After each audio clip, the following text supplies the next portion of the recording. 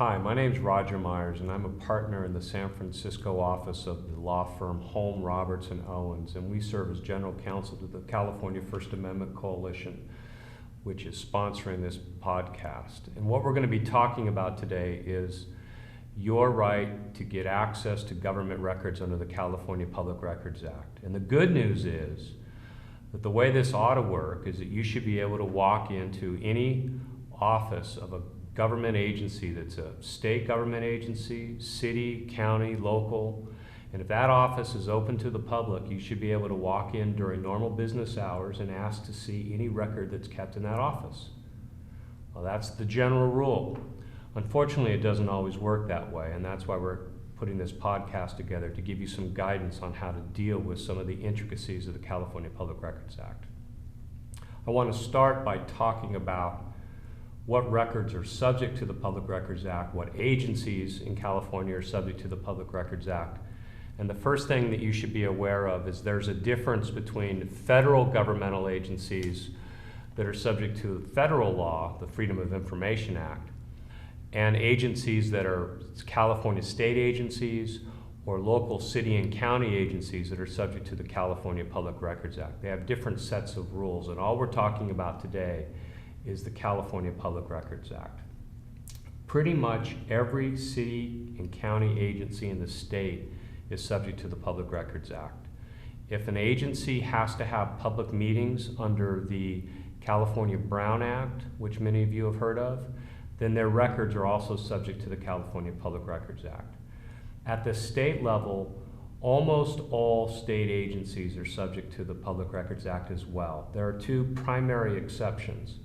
The first is for the California Legislature, which exempted itself from the Public Records Act, but it is subject to a similar act called the Legislative Open Records Act. And for the most part, the rules that apply to the Public Records Act apply to that act as well. The other main exception is to the courts. If you want to get access to a record of a court case, you can't get access through the Public Records Act. You have to get access through a rule of court called Rule 243.1 and some court decisions applying the First Amendment right of access to court records in California. For the most part, if you want to get access to court records, you just go to the court where the records are stored and ask to see them. Some records are now available online, but that access is through a different set of rules than under the Public Records Act. With respect to court agencies as government agencies, the functioning of the courts, records now not of a court case, but of how the court works, the administration of the courts, those records have also been exempt under the Public Records Act, and there's been no other way to get to them until recently. In 2004, the voters passed Proposition 59, which created a new constitutional right under the California State Constitution to know information held by government, and it does not exempt the courts. And so there is an argument that this new right under Article 1, Section 3B of the California Constitution actually creates a new right of access to the workings of the courts. That hasn't been tested yet, but the California First Amendment Coalition is currently involved in a case in Riverside seeking access to certain records of the court administration there that, if successful, will establish the precedent that Proposition 59 has now opened up the workings of the court system so that we can have access to those records that have previously been exempt under the Public Records Act.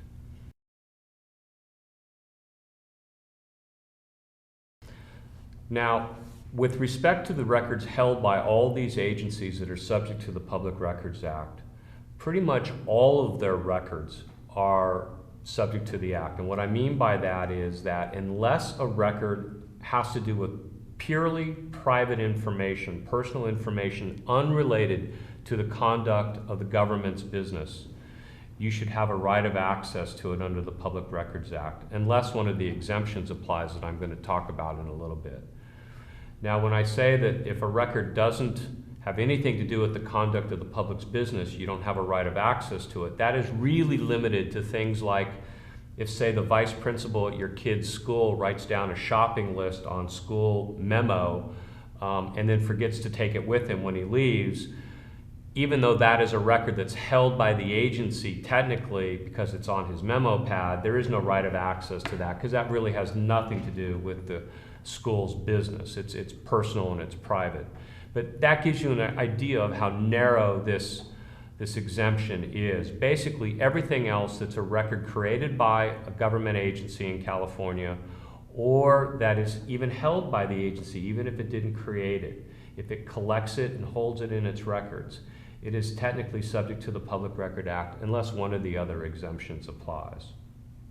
Now let's talk for a minute about how best to get access to these records. And as I mentioned at the outset, the easiest and best way, if you're in the neighborhood, is to just walk into the office of any public agency that is open, that office is open to the public. You can go in during normal business hours and ask to see the records that you want to see. If they're not held there, then they should tell you where to go to get them. There is a requirement under the Public Records Act that the agency assist you. So if you go in and see, I'd like to see certain records, I think you have them, and the agency says, no, we don't, they can't play hide the ball. They can't not tell you. They have an obligation to tell you where those records are located, and if they don't know, they have an obligation to help you find out. If you don't live near the agency that you want to see records of, if you live in a remote area, or if the records, say, are kept in Sacramento or in Los Angeles and you're in Northern California, or if you're afraid that the local office is going to turn down your request, you can send in a written request under the Public Records Act. And what you should do is you should be specific about the records and the information you want to see. If you go to CFAC's website, which is at www.cfac.org, there is a sample letter that you can use as a model for your request, and it includes most of the basic information you're going to need. You should, as I mentioned, you should include as concrete a description as you can of the records or information you want to see. But if you don't know, don't be afraid to ask. You can put in there that you want assistance from the agency, and it is obligated under Government Code Section 6253.1 to give you assistance. As I mentioned, they have to tell you where the records are located. They have to help you. If you tell them the information you want, but you don't know exactly the types of records it may be in, you can ask, and they're supposed to tell you, tell you that it's in certain types of records that are kept by a certain agency in a certain location. And you can ask for that assistance. The agency has 10 days to respond to your request. In rare cases, they can give themselves a 14-day extension, but they're only supposed to do that in what's called quote-unquote unusual circumstances. And those circumstances are set out in the statute. There's only 4 of them.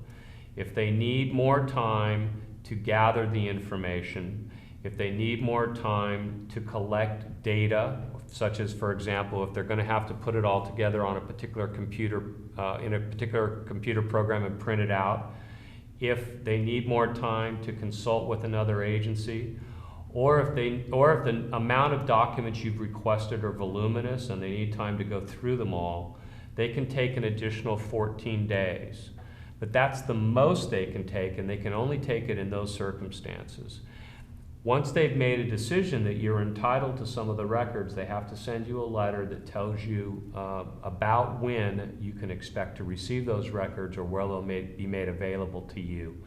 You're entitled to a copy of those records. So if you walk into the agency or you send them a letter, you can request a copy.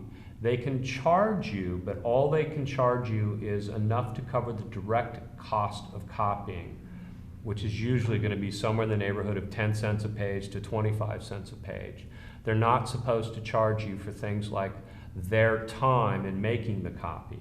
They're only supposed to charge you enough to cover their direct costs of making that copy to you.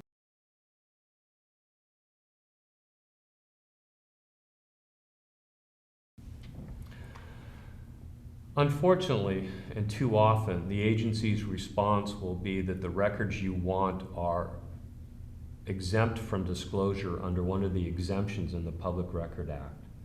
And the first thing you should know about these exemptions is that the only exemptions that an agency can legitimately cite to withhold records are the exemptions that are set forth in the Public Records Act. If you want to see those, again, you can go to CFAC's website at www.cfac.org, and it has the statute laid out there on the website for you to look at.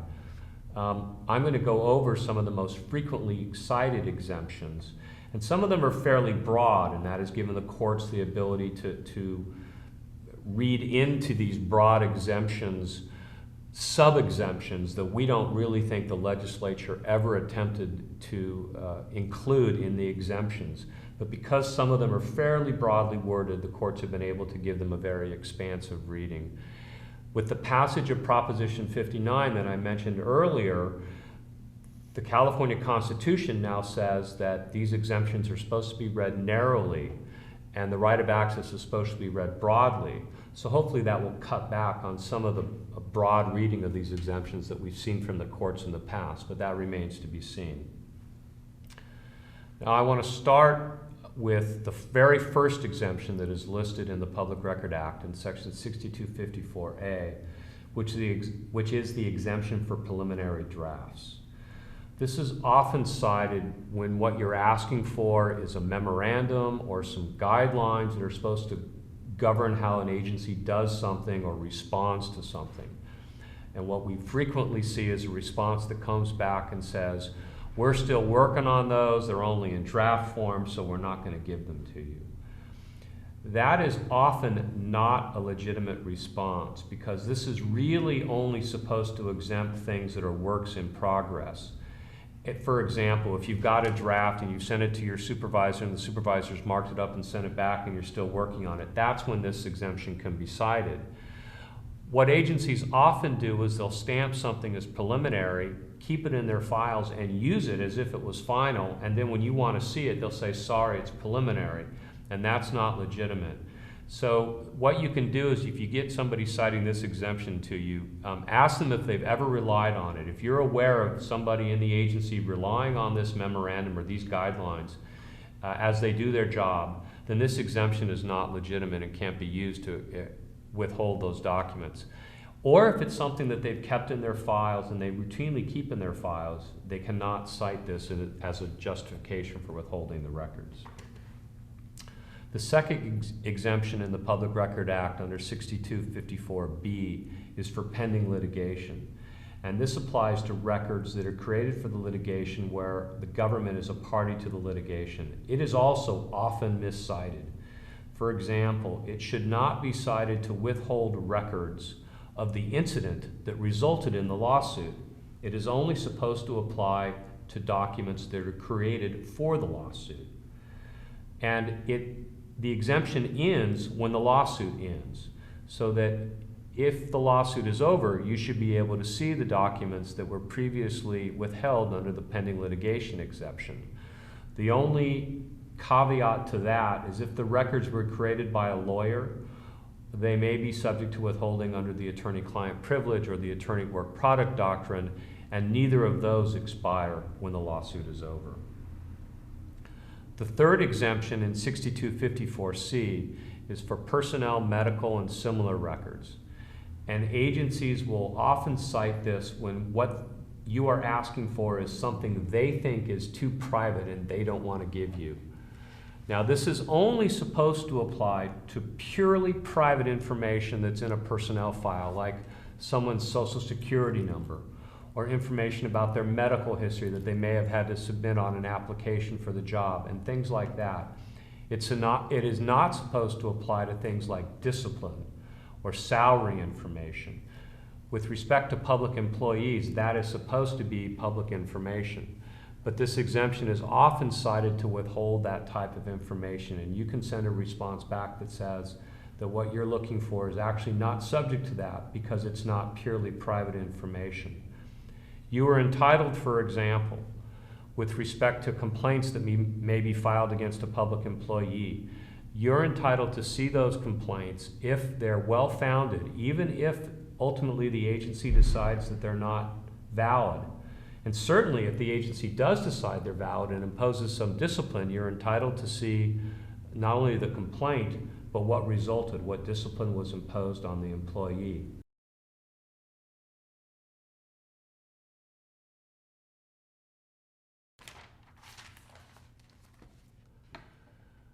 This leads us into another exemption, which is the protection for documents that are privileged under some other statute. Sometimes you will get a response back that says that under 6254K of the Public Records Act, the documents are exempt because they can be withheld because there's some other privilege under the law that makes them exempt from disclosure. And when you're dealing with police officers and deputies of the Sheriff's Department, this is often cited because there is another exemption in the law, in the Penal Code, called the Peace Officers' Bill of Rights, that allows, in fact it requires, law enforcement agencies to withhold and to deny requests for access to information about complaints concerning police officers.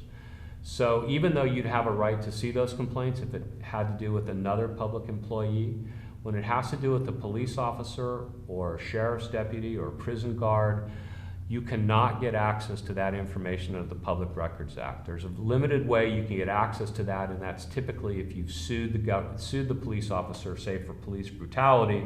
There's a motion your lawyer can file called Pitchess motion that will allow you to get access to that if the judge decides you're entitled to it. But you can't use the Public Record Act to get access to that information. There is a limitation on this, which is that you are entitled to information that is not solely kept in the police officer's personnel file. So for example, the names of police officers who may be involved in an incident, such as a shooting incident, you're entitled to that, but you're not entitled to information that may have been put into the officer's file about that incident, unless you are actually in court litigating on some other type of claim, and you can bring one of these Pitchess motions to get access to it. Another frequently cited privilege under another law that we're seeing a lot now, articulated by agencies that do not want to give information about medical treatment to people, is HIPAA, the Federal Health Insurance Portability and Accountability Act. Fire departments, sheriff's department, county hospitals, any government agency that provides medical assistance through paramedics or doctors or nurses is relying on HIPAA to withhold information about identifiable patients. And the problem with that is that HIPAA specifically says that it does not apply to records that are required to be disclosed under some other provision of law. And fortunately, the Ohio Supreme Court recently issued a decision that says HIPAA does not trump state public records acts, because state public record acts require the information to be disclosed, and that takes it out from under HIPAA. We don't have a case in California yet on this issue, but we think that they're likely to follow the Ohio Supreme Court, especially because both the Texas Attorney General and the Nebraska Attorney General have come to the same conclusion. If for some reason this exemption, this reliance on HIPAA, is cited to you by an agency to deny you access to records, you can send a letter back citing this Ohio case. And the name of the case is State Ex Rel Cincinnati Inquirer versus Daniels. And the citation for the case is 108 Ohio State Reporter 3rd at 518. And that might be enough to convince the agency to give you the records. Ultimately, this case is going to have to be litigated in California too, but we don't have that decision yet. Now, another exemption under the Public Record Act is for law enforcement investigatory files, and this is a very complicated exemption. It is in section 6254F of the Government Code. And the exemption actually includes an exception to the exemption that requires law enforcement to tell you a lot of things. So in the guise of this exemption, there's this whole provision that says there's certain things they have to tell you and then certain things that they can withhold. And so what I want to do first is walk through the things they have to tell you, and then we'll talk about what they can withhold. With respect to the arrest of any individual, here is the information that law enforcement has to tell you upon request. the full name, current address, and occupation of the person arrested, a physical description of the arrested individual, including the date of birth, color of eyes and hair, sex, height, and weight, the time and date of the arrest, the time and date of the booking, the location of the arrest, the factual circumstances surrounding the arrest, and this is where you can get into details about the arrest and what the person was arrested for, the amount of bail set, the time and manner of release or the location where the person is currently being held, and all the charges upon which the person is being held, including any outstanding warrants from any other jurisdiction or parole or probation holds. You're entitled to all that information. The only time they can refuse to give you that information is if the agency can legitimately say that releasing that information is going to either endanger the safety of an individual or the successful completion of its investigation. And that's usually only going to be the case if the person arrested, for example, has a co-conspirator who has not been arrested yet. And so there's a legitimate concern that somebody out there might cause some harm to somebody if this information came out, or might destroy some evidence that would make it difficult to successfully complete the investigation. For the most part, with most arrests, all that information has to be given out. The same thing is true with other incidents and requests for assistance to law enforcement, such as 911 calls. The law enforcement agencies have to make public the time, substance, and location of all complaints or requests for assistance, the time and nature of the response, and information concerning the crimes alleged or the incidents, including the substance of what happened, and the time and date and location of where it happened. Now, again, there's an exemption if disclosing this information may endanger the safety of an individual or the successful completion of the investigation. But again, for the most part, that should not be the case. And for most incidents and requests for assistance, you should be entitled to get all that information. Now, for many years, the courts interpreted this as saying that police departments and other law enforcement agencies had to make public their police reports and incident reports. And a few years ago, the California Supreme Court said, no, that's not true. The Act doesn't actually require them to give you the police report or the incident report. They just have to give you this information. But you can go to the agency and say, look, it'll be easier for you to just give me the police report. That way you don't have to read it to me. And if you're a journalist, you can make the argument to the police department or the sheriffs or whoever it is, the fire department, that if they give you the incident report, it's going to make it more likely that you get the information accurate in your story because you'll have it in writing to rely on rather than just rely on your notes of what the officer tells you. And so many departments are still making their police reports available, their incident reports, but they don't have to. And if they don't give it to you, you're going to have to try and rely on your powers of persuasion to convince them to give it to you because it's in their best interest to make sure you get the information right in your story. Now that's what law enforcement is supposed to tell you. What they can withhold is any information in their investigatory files if that's the only place where the information is held. In other words, if they are records created as part of the investigation by law enforcement, they don't have to give them to you. They can't take a police report or an incident report, put it in their investigatory file and say, aha, we're not going to give it to you. They still have to give you that information that I just went over about arrests and incidents. But if it's information or documents that are created as part of the investigation, including the police officer's conclusions, analysis, and evaluation of the situation as part of the investigation, they can withhold that as part of their investigatory files. Now, how long can they withhold it? Do they have to give it to you after the investigation is over? Well, if it's a federal law enforcement agency like the FBI, yes, under the Federal Freedom of Information Act, they do, because the exemption ends once the investigation is completed. But the California Supreme Court, in its wisdom, has concluded that the same is not true about the California Public Records Act.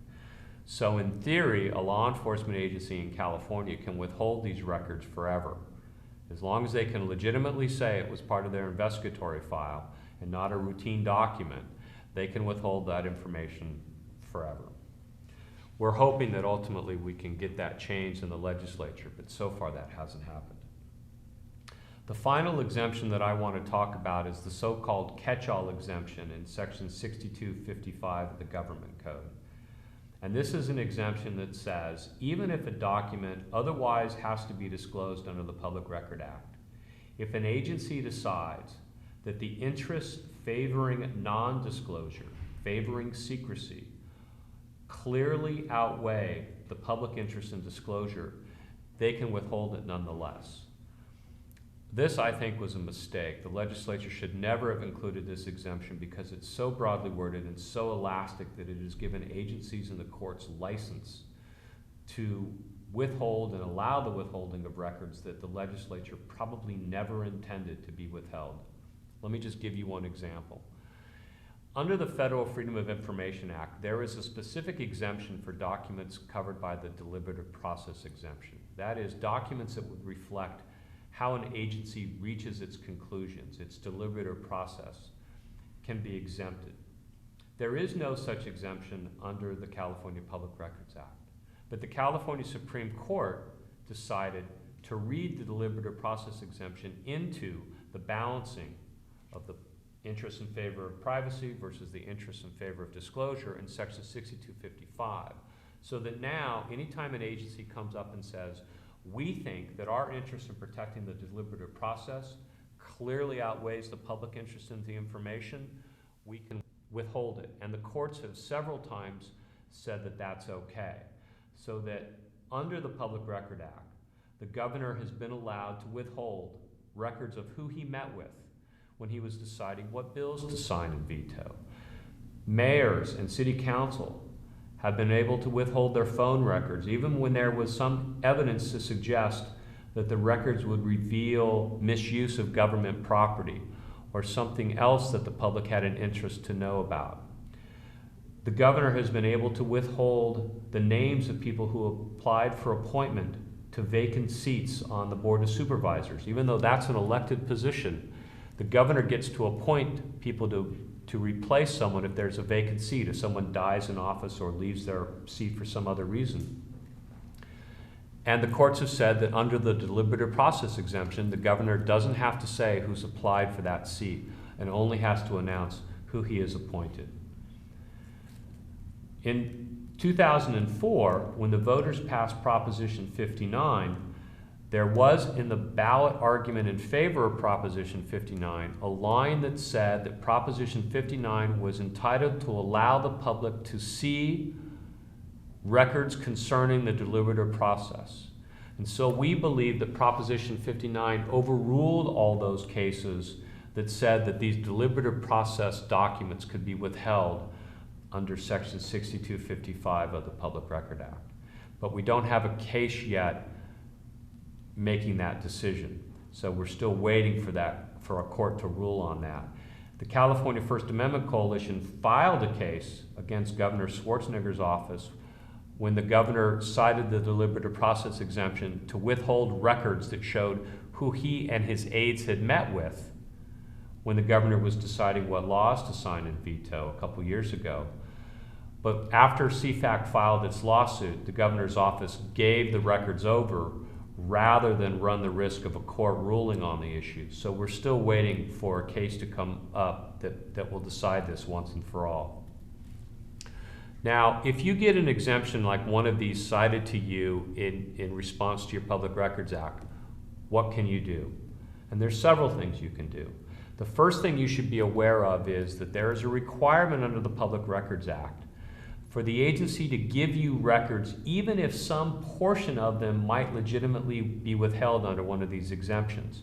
What they're supposed to do is redact or white out that part of the records that are exempt and give you everything else.